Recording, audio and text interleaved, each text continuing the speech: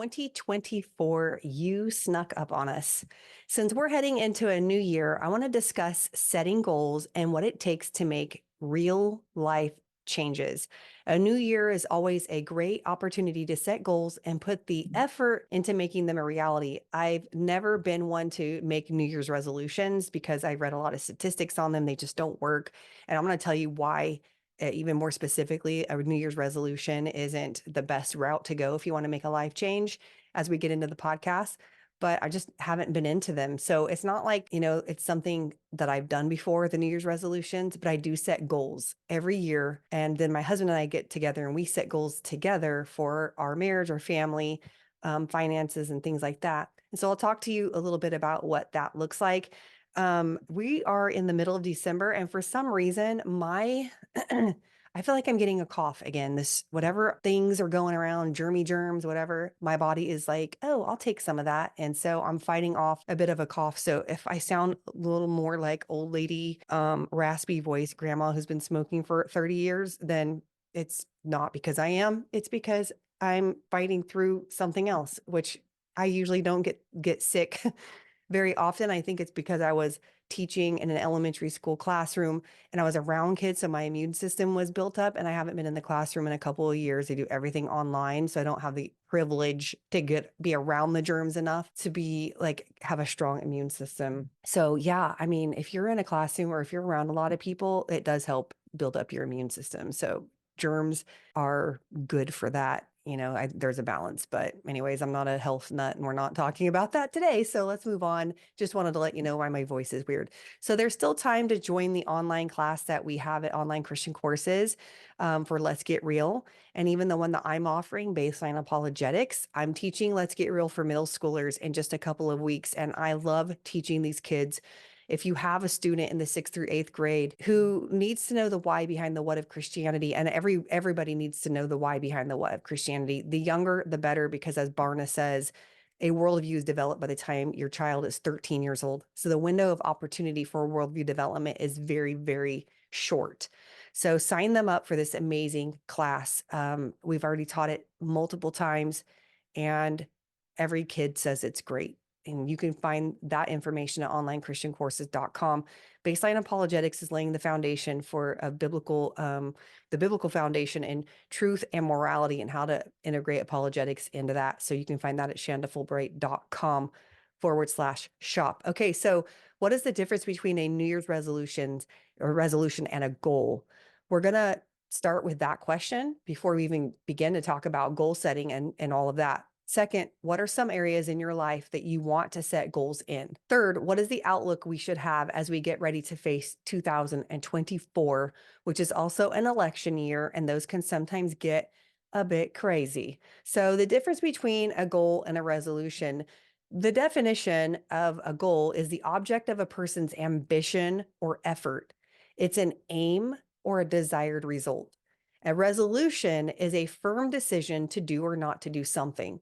So I know you guys can't see the difference because you're listening, but if you were to put those side by side, there's a massive difference in a goal. It's an aim. It's an object of your ambition, whereas a resolution is a firm decision to do or not to do something. It's like, I'm just going to decide not to do it. Do you see why I don't make resolutions? I mean, it might work out that you can decide to do or not to do something, but if that's the case, why wait until the new year to do the thing that you should or should not do? It's just about decision making in that regard. And it shouldn't be that hard, right? If it's just about setting your mind to do something. But goals are different because you have to work toward them. You have to aim for something. And that means it's probably not just something you decide to do or not to do. It's something that you have to plan to achieve in order to be successful. That's why goal setting is better, but you also have to do it right. Because if you just make a goal and you don't make a plan, then you are basically just creating a resolution. So I like goals better, but it's not enough to just make a goal. Okay, I'll only put these 5 goals on my, on a whiteboard on my refrigerator for 2024. That's not enough. That's just the first step. The next step is to plan or put a plan in place to accomplish the goal. Okay, so let's talk about some things that we should make goals for in life and then talk about how to plan for them. So here's what I set my goals for. I set spiritual goals. What do I want to study this year? Lately, I've been looking into different Bible studies that will take me deeper, and I haven't yet found one. It's just a little peek into my life, I guess you could say. I bought the book and the Bible study, the Bible from 10,000 feet, something to that effect. I don't have the exact title on my desk here because I gave it to my son. And it's going through the Bible in a year. And then I look through it, I'm like, this just isn't going to take me deep enough. Like, I want to go deeper. So one of my boys said his goal is to go through the Bible in a year. And I told him they both, all of my boys, except for, well, no, that's not true. One of them and maybe the youngest will read the tangible Bible. My older one is very digital. So he likes to listen to podcasts, listen to audio, everything. And I'm really trying to encourage him to maybe pick up something tangible, because when you study something, you have to interact with it. Okay. So that's also my tip to you. And I tell my boys that when you study, you're an active learner, and that means you have to figure out how to engage with the text. How do I engage with it? So even if you listen to something, pause it and meditate on it, then you're engaging with the text and you're letting your mind process that information. If you don't do that, then you're not being an active learner, you're being a passive learner. So whatever goes through your mind is going to be filtered, and whatever sticks. And that doesn't mean it's going to be very effective. Okay. So that's why I read books more than once a lot of the times, because reading books or highlighting the book and then taking my notes or taking what I've highlighted and making notes out of them, that's what I do to process the information. So think of how you will become a deeper learner, a more active learner as you study. So I gave that to my son, and I said, here, you want to read the Bible through in a year. This will take you deeper because it's tangible, and two, it has a workbook with it. So he was like, oh yeah, I'll do that. So I gave it to him because I have to sometimes see the material to know if I'm going to like it or not. And then what I ended up deciding on was Life Change Bible Series. So sometimes you guys want to know what resources that I use. Life Change Bible Series is very, very expository. It's very deep. They'll make you a lesson for you for one day, but you really won't get through that lesson in one day because it's deep. I mean, it takes a while. So, I mean, if you want to sit there for about 30 minutes a day, 45 minutes a day sometimes, and go through one whole lesson, fine, but it's so much information that I chunk it. So you can tailor that to your needs. But Life Change Bible Series will take you deeper. It gives you all the historical context at the beginning. It gives you a map of the area of the original area during the time that book was written. So I can't recommend it enough, but I'm also doing a Bible study of somebody who wrote. So let me back up. Life Change Bible series. I'm doing Ruth and Esther. I decided to do it because my mom was telling me about a great Bible study that they did at church on Ruth. And then I got that Bible study from her. So I'm going to do both. I want to do Life Change and that Bible study, because what I found, and I'll be honest, and the Bible studies written by people I don't feel like take me deep enough, because I want to be able to dive in and not be limited by it. So that's where I also use my Logos software. I'm not telling you to do it like me, because we're all at different places of our walk with studying, but I'm telling you, find out where you are. If you want to make a goal, assess where you are and one step to take you deeper this year. Or maybe for the first quarter, you're going to study in such a way, and the second quarter, you're going to deepen that. And the third quarter, you're going to go even deeper, or add in another resource. So that's how I would set my spiritual goal. What do I want to study? I decided to study Esther and Ruth, do Life Change Bible study series because it'll take me deeper, and add in a Bible study with it so I can make sure that I'm getting saturated with the word. And then I would like to study for 20 to 25 minutes a day. That's not very long, to be honest, but if you study diligently for 20 to 25 minutes a day, it's going to take you to depths. It just will, especially if you become an active learner. That's my whole spiel on what it has taken me to go deeper, but I'm planning now so I can begin in January. I'm not waiting till January to plan. And that's another thing. If we're really looking at making these life change goals for, the beginning of the year, then plan now for the beginning of the year. So that's one of the things I did. So that's a spiritual goal. How do I go deeper in my walk? And then I'm also trying to figure out what time I need to schedule in prayer throughout the day. So I'm not like doing it in the car sometimes when I'm taking Brody to school and things like that. So those are the things that I'm thinking about spiritually. And so next, I go physical, because I'm looking at this, loving the Lord your God with all your heart, soul, and mind. So I look at those three categories when making goals. First one is the spiritual category. Second, I make the physical goals. I work out about 4 days a week and I take long walks on the trail here, and I'll keep doing that. But I used to drink a lot of water and take vitamins. I want to incorporate, and giving my body the water that it needs, the vitamins that it needs, the supplements that I need to take, because I used to do it and now I need to get back into that. And so I just know how much I need to drink and what I need to do, but I'm not going to wait until January. I actually already started that. I got my cup, has the ounces on it, so I can be successful in targeting that number every day. Already bought the vitamins, actually been making my husband take his vitamins too. I literally get them out and put them on the counter for him, because if your husband's like mine, that he's just not going to go take his vitamins. So I'm like, you're going to take your vitamins because we're both taking our vitamins and we're going to be healthy. And so I've done that. That's my physical goal, because the workout stuff isn't a problem. It's the other stuff. And with as much as I've been getting sick lately, I'm like, you need to drink your water and take your vitamins. Okay. So also, I have eczema really bad lately, and I think it's from my immune system being out of whack lately. And so that's why I've been like, let's do the vitamins and omegas and lots of water and getting the protein shakes back in. So think about a physical goal for yourself. What do you want to incorporate? Do you just want to start walking? Do you want to start going to the gym? Do you want to do workouts? What do you want to do? You have to plan for that, because just saying you're going to do it is not going to work. And finally, I plan to write curriculum next year on worldview and early church history. So I've already begun to outline and get my books ready. I actually emailed David Wolcott. He was on my podcast twice. He's great if you guys know who he is. He is a walking library. I'm telling you guys, he gives the resources. So I was like, man, I need some resources for this. Oh, wait, I should ask David. And then he's just been giving me so many. I'm like, oh my gosh, the floodgates have opened. He knows my need, and he's like giving me all the suggestions.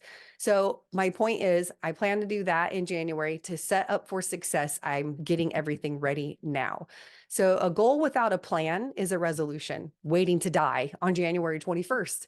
So don't set a goal without planning the success of that goal. I can't say that enough. And if that's all you hear this podcast, like, even if you're like, I can't listen to the whole podcast, but I can listen to some, well, then just let that be the end of it. Just let this part right here be the end of it. A goal without a plan is a resolution waiting to die on January 21st, because goals without plan are not successful. And resolutions, I don't think they're ever successful.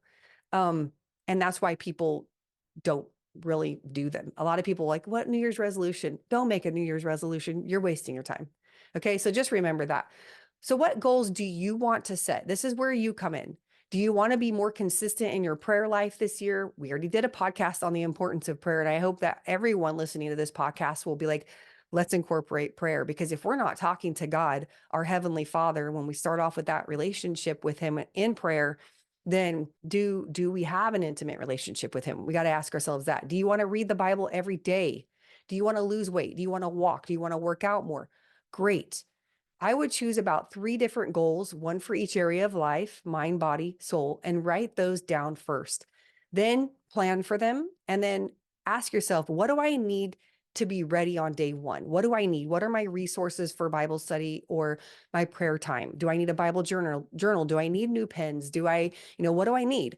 And then I'm a planner by nature, and probably to a fault, because I have friends even now in South Carolina be like, how about you guys come over tonight? We're going to eat dinner and play games. I'm like, sorry, you told me too late. Like, I know it's morning and that's not till tonight, but I've already planned it. So I need to know in advance. I schedule everything and I annoy my family. The only thing I don't plan are my days off. Then I'm like, don't set an alarm. Don't fill up my day. Let me sleep in and do what I want to do. But if it's not a day off, it's scheduled. So I'm a planner by nature. If that is not your nature, do you know what will help you? Planning. It just works that way, right? If it's not in your nature to be a planner, then buy some sort of planner or something and write it down. I have all my schedule in my notes. And so people will try it, like doctor's offices will be like, you want it on a card? Nope, not going to do me any good. If it's in my phone, I won't forget it. And so everything's scheduled. Planning will help you. I know that sounds weird, but it's really, really true. Just create a plan for a schedule and you'll be successful meeting your goals. It has to become a habit. It has to become a lifestyle. And then you'll do it even if you don't want to.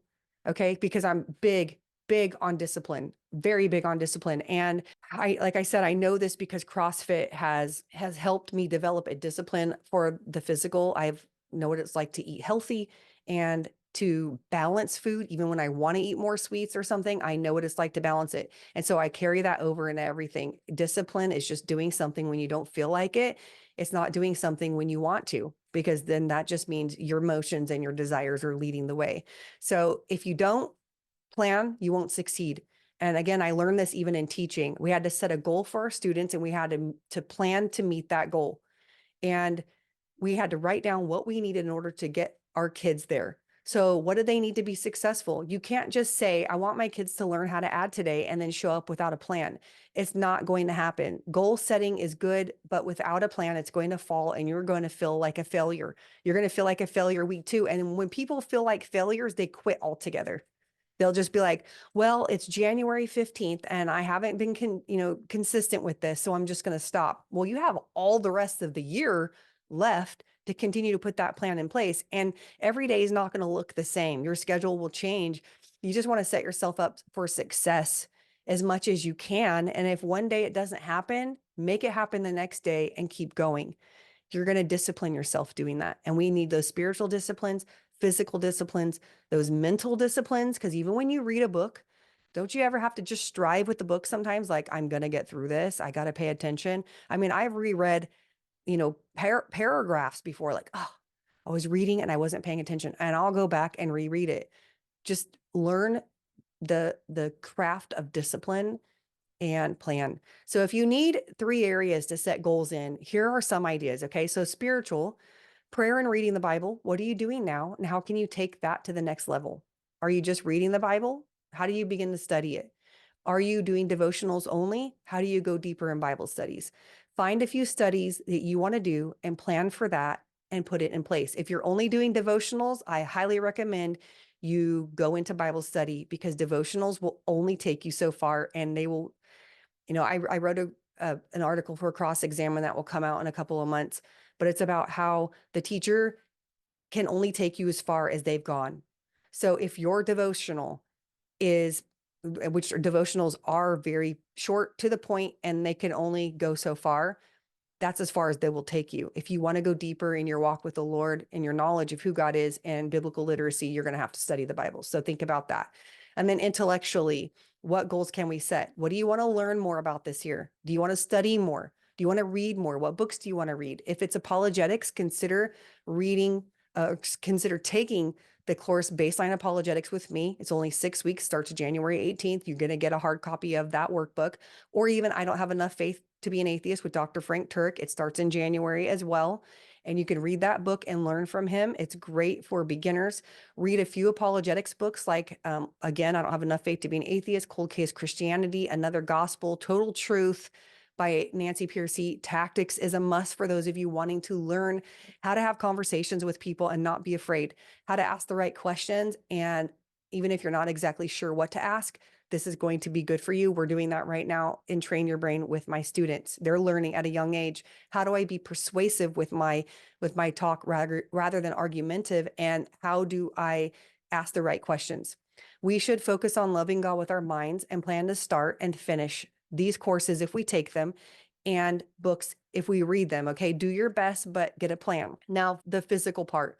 What do you want to do this year with your physical health? I do believe that we should be good stewards, responsible stewards of the bodies that God has given to us. So this will help you with anxiety. It will help you with stress. It will help you with taking care of yourself.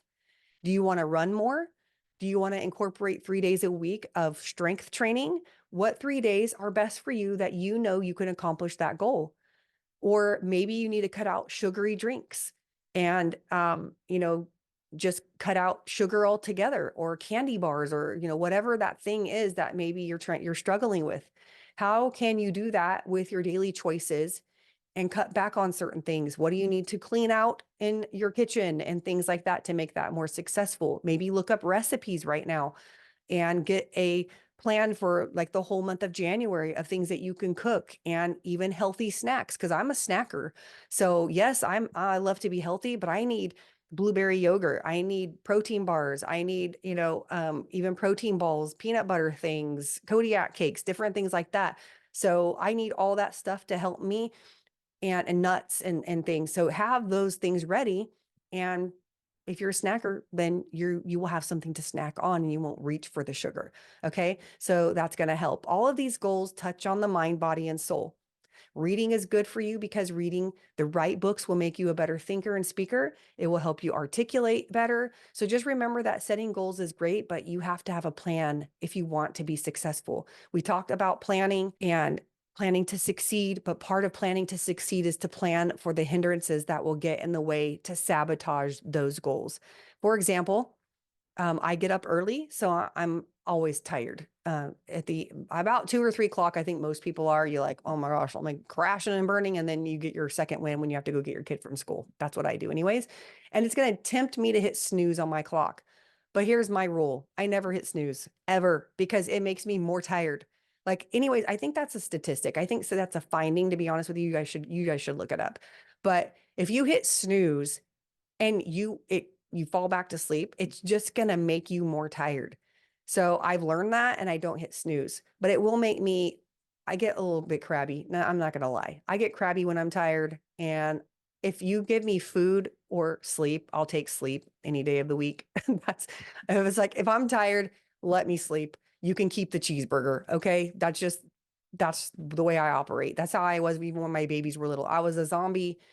Take the baby, hold him for a little bit. I don't need your pizza. I'll go to sleep. That's just how I was. So here's a little tip about being tired. You will always feel tired when you are awakened by the alarm clock. I mean, I don't know of anybody who's awakened by the alarm clock and they're like, "Wow, I feel great." It's usually like you've been jolted from sleep, so it's going to hurt a little bit, but only for about 3 to 5 minutes. Like brush your teeth, splash your face with water, you'll feel better. And then being tired is a hindrance, right? So plan to get up earlier and go to bed earlier. I mean, those are basic things, but they're the things that make you successful. Okay, if you want to eat better, if you eat out all the time for the sake of convenience, that is going to sabotage your goals. So you have to consider meal prepping or at least planning what kinds of food to eat. And I already told you guys you should plan a meal plan for like a month ahead, like poke bowls with no sauce or really light sauce. I'm not a saucy person, so that helps me, but that some people are like all about the sauce. Maybe a healthier option for you if you go out, Chipotle. So plan for it and consider the hindrances in your plan. My husband has set aside Monday nights to mentor our boys and listen to their goals and what kinds of decisions they need to make progress toward them. And he has them list 3 things that they have to change in order to accomplish a goal, which I really like that. He was telling me this the other day because I don't join their meetings. I'm usually baking cookies or cleaning the dishes up from dinner or something.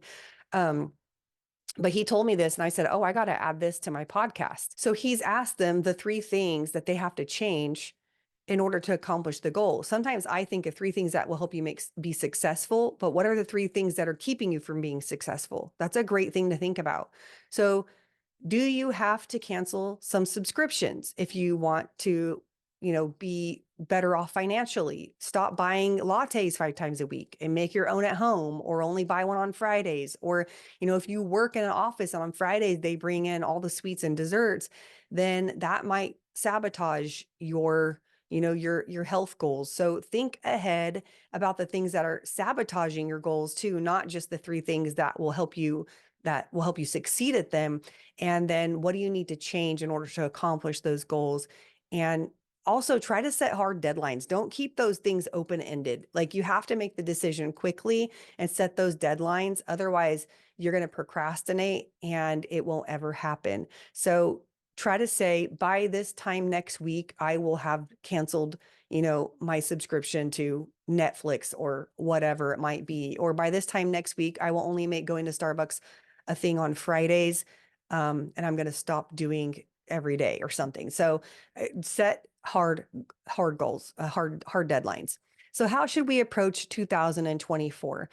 2023 has been an eventful year already. I stay up to date on current events because I believe that we need to watch and pray like Jesus commanded us. And part of that is to be aware of what's happening in the culture. Things have been really unusual, in my opinion, since 2020. I mean, in 3.5 years' time, we've experienced COVID, racial tension like never before. It's escalated like crazy, in my opinion.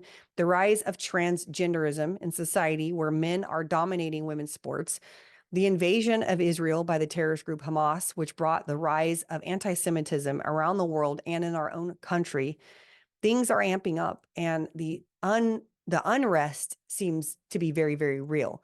2024 is an election year, and that means things are only to get more intense. And you'll see language like Christian nationalism like never before, really, because that's what the left is running on. Christians are seen as oppressive, and you will be met with challenges. So, what do we do? First, we must remember that God is in control. God is always on his throne. He is sovereign over all the earth. He doesn't want us to worry about tomorrow. God has promised to never leave us nor forsake us. He has promised to take care of us. And so we must remember that he's sovereign, and that means that everything that happens, he has allowed. Nothing is out of his control. And to me, that's very comforting. So go into 2024 trusting God and knowing that. Second, go into 2024 with a determination to pray. Pray for yourself, your family, your church, your community, and set your mind on being a disciple and discipling others, especially your children and your family.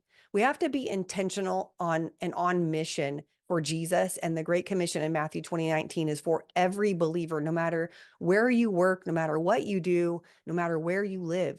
That is what we are to do before Jesus comes.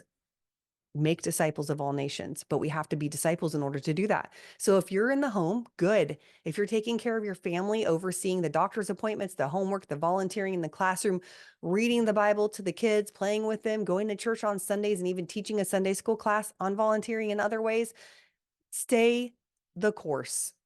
Don't get discouraged. Keep doing that thing, because the Bible tells us, Paul said, do not grow weary in doing good, but in due season, you will reap a harvest if you do not give up. So, in other words, trust the Lord and man your post.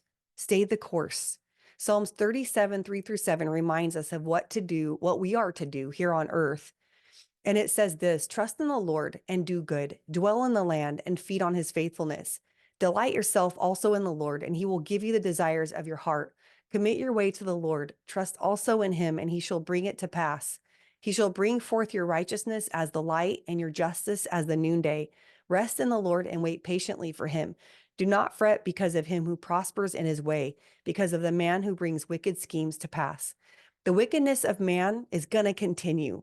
We live here on the earth, but we're not to fret over them. To fret means to be visibly worried. We are to wait for the Lord and dwell in the land and do good. So we are to occupy here. Take up the space that God has given you and do good there. When our desires align to God's will, he'll fulfill those desires as we voice them in prayer. That's what God has promised. We balance out living this life with God as our strength, knowing that he is faithful, and we continue to take care of those that he has entrusted to us. So I want to close this out by encouraging you not to worry about tomorrow. I listened to the audio of a reel from someone the other day, and actually it was my friends from Cecily and Rita, and they have the Boom Clap podcast, and they played an audio of somebody who said, in 100 years from now, it'll be 2123, and we'll all be gone. Our kids won't even be here anymore, and who knows about our grandkids. Either way, the houses that we live in will be occupied by others and torn down because things don't last. The cars that we drive right now, expensive or not, will probably all be piled up in the same junkyard together, with the least to the greatest. They'll be outdated and probably looked at as classics by those who look back, just like we look back at those 100 years ago and see how our technology has advanced since then. And she even said, do you remember your grandpa's dad or your grandpa's grandpa? I don't. I don't know who they are. Once we pass away, we might be thought about and remembered for a few years, and maybe even by the next generation, but we won't really be remembered for very long. So what's the point? What are you worrying about that doesn't even matter?